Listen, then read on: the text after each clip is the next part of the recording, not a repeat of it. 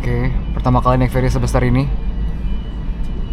Kita ke lantai atas.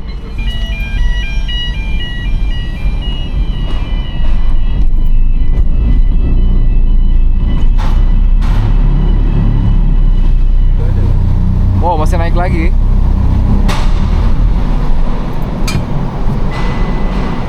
Seatbelt, seatbelt.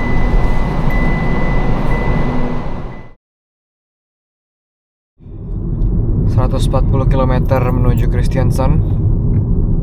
Pemandangannya masih gunung-gunung batu. Tapi ada macet nih, nggak tahu kenapa. Mungkin karena ada pertigaan. Oke, udah lancar lagi. Untungnya jalannya nggak terlalu ramai ya, jadi ada pertigaan pun macetnya sedikit aja. Ternyata lewat jalur selatannya Norway kita masih bisa ngelihat banyak fjord, gunung batu. Jadi kalau menurut gue cukup worth it buat dilewatin. 141 km sampai Kristiansand, 470 km sampai Oslo. Jauh banget ternyata kita kemarin nyetir dari Oslo. Di kanan ini ada jalur kereta, kayaknya ini kereta yang ke Oslo nih. Gue gak nyangka kita masih bakal ngelewatin fjord-fjord. Jadi so far drive-nya seru banget. Walaupun gak seseru kemarin, tapi drive di E39 worth it lah, worth it. So far ini danau atau fjord paling besar yang kita lihat di Norway. Bagus banget, luas banget. Ini bukan laut, belum laut lepas, tapi nyambung ke laut. Jadi setelah seminggu lebih di Norway, nggak nyampe seminggu lah, mungkin seminggu kurang di Norway, gue jadi mikirin next time kalau kesini kita kemana lagi. Dan kayaknya pengen ke Tromsø sih, di daerah utara Norway, di dekat kutub utara. Dan teman gue lagi cari tahu di sana rental mobil berapaan harganya.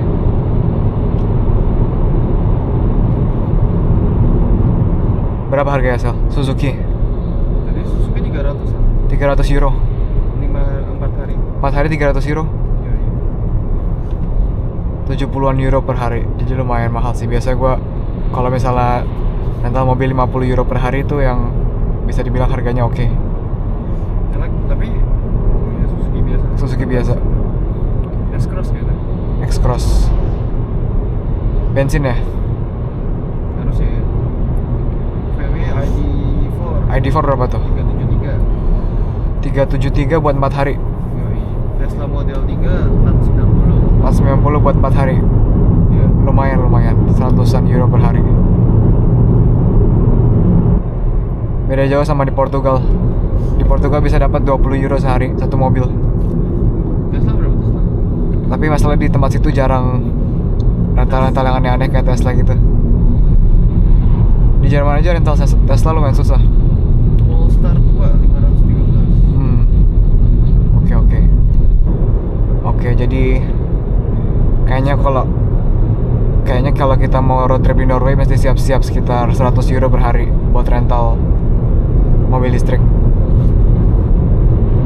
Jadi ini malesnya kalau misalnya ada sepeda di depan kita, karena nyusulnya masih jauh-jauh. Kalau nggak bisa teriakin sama sepedanya. Daerah sini nggak ada jalur sepedanya, jadi sepedanya pada masuk di jalur kita. Sekarang kita susul dulu jauh-jauh.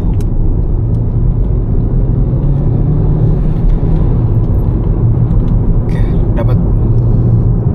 Sekarang kita OTW ke Denmark, E39.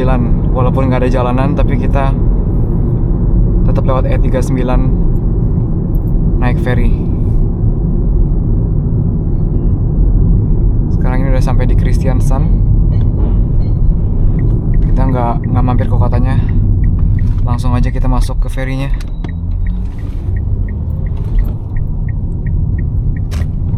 Orang depan orang Belgia juga pulang liburan. Jadi ferry-nya bayar 100 euro buat mobil, 24 euro per orang. lebih mending daripada mesti nyupir lewat Sweden, lewat Denmark lagi. Tolnya aja berapa?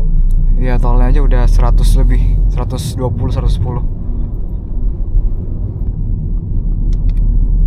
Ini kayaknya orang-orang ngantri nih, Fjordline kan. Ini orang-orang ngantri masuk ferry. Disuruh datangnya jam 13.30, tapi sekarang ngantrinya juga udah panjang. Tapi kita udah booking jadi aman.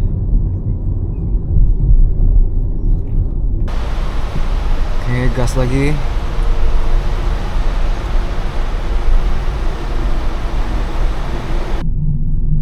Fjordline. Rame ya? Pasport.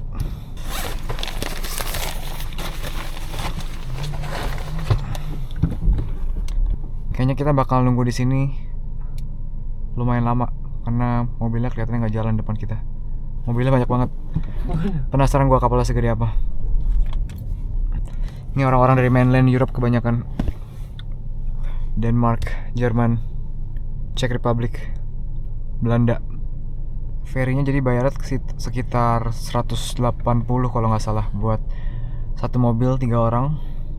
Itu buat berangkat hari Jumat siang. Kalau kita berangkat hari Sabtu jauh lebih mahal, bisa sampai 340 euro, 5 jutaan lebih. Jadi Norway negaranya bagus, tapi akses ke situnya lumayan mahal karena mesti nyebrang pakai ferry. Terus di negaranya juga mahal, banyak mesti bayar tol, parkirnya mahal, makanannya mahal. Kalau mau yang lebih murah, kita ke Italia anaknya. Karena nggak perlu pakai ferry, cuman perlu bayar tol di Austria sama di Swiss. Di Italia juga mesti bayar tol, tapi nggak terlalu mahal. Tapi enaknya di Italia makanannya enak dan murah juga dibanding negara-negara Eropa yang di utara. Ada orangnya. Cepet ya? We have Lane 15. Kita ke jalur 15.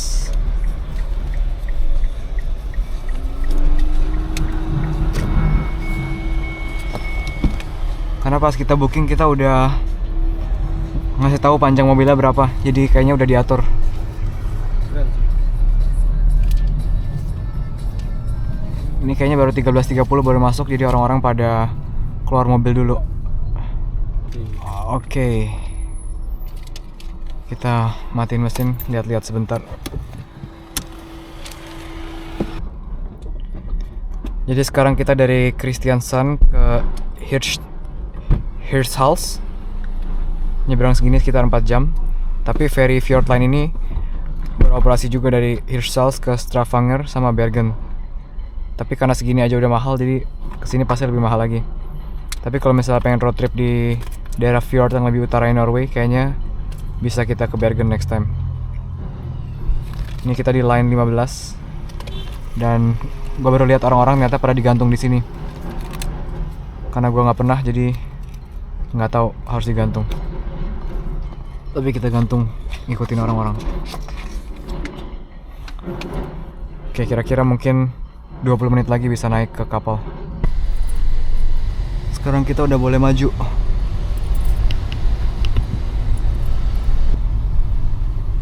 Apakah kita masuk? Oke. Itu kapalnya, besar juga.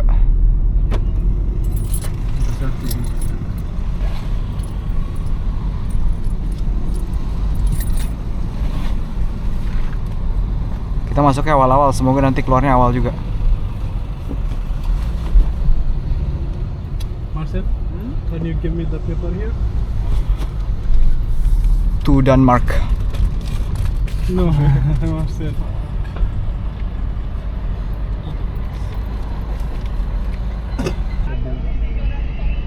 Oke, pertama kali naik ferry sebesar ini.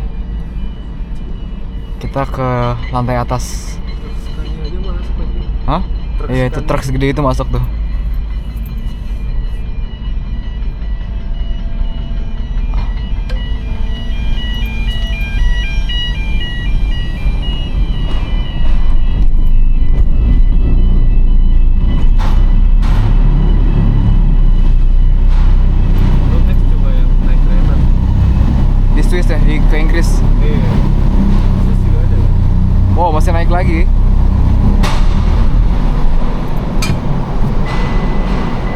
belt, seat belt.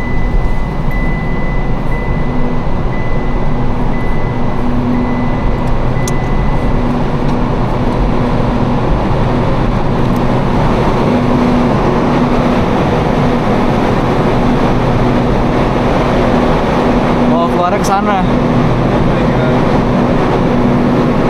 Masih naik lagi kayaknya.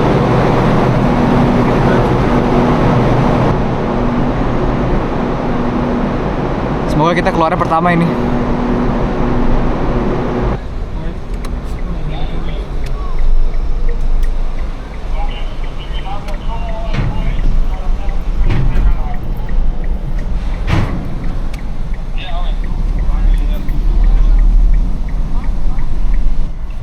Oke.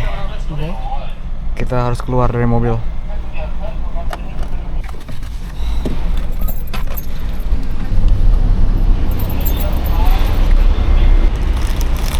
Sekarang kita mesti keluar dari mobilnya, masuk ke kabin. Karena kita nggak boleh stay di mobil pas lagi kapalnya jalan. Ini kita di lantai 5, nanti kita bisa ke atas-atas. Jadi banyak tempat makannya di sini. Dan itu tadi kita ngantri dari sana. Ini kota Kristiansand. Ferinya sekitar 4 jam, jadi sekitar jam 6.30 kita sampai di Denmark. Kita bisa ke skydeck-nya. Ada helipad. Tapi kita lihat sebelah sana dulu ada apa.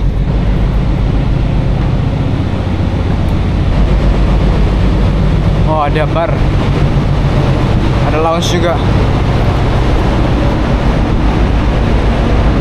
Untungnya hari ini cerah, jadi di luar juga bisa duduk-duduk. Kalau misalnya mendung, malas juga di luar. Kalau hujan apalagi. Jadi itu kita tadi dari sana, masuk ke tol, ngantri ke situ, terus ke sini.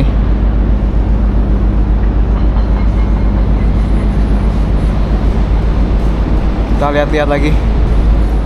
Jadi sekarang kita udah ninggalin Kristiansand di Norway. Dadah Norway, sampai ketemu lagi. Gua bakal balik lagi buat road trip hiking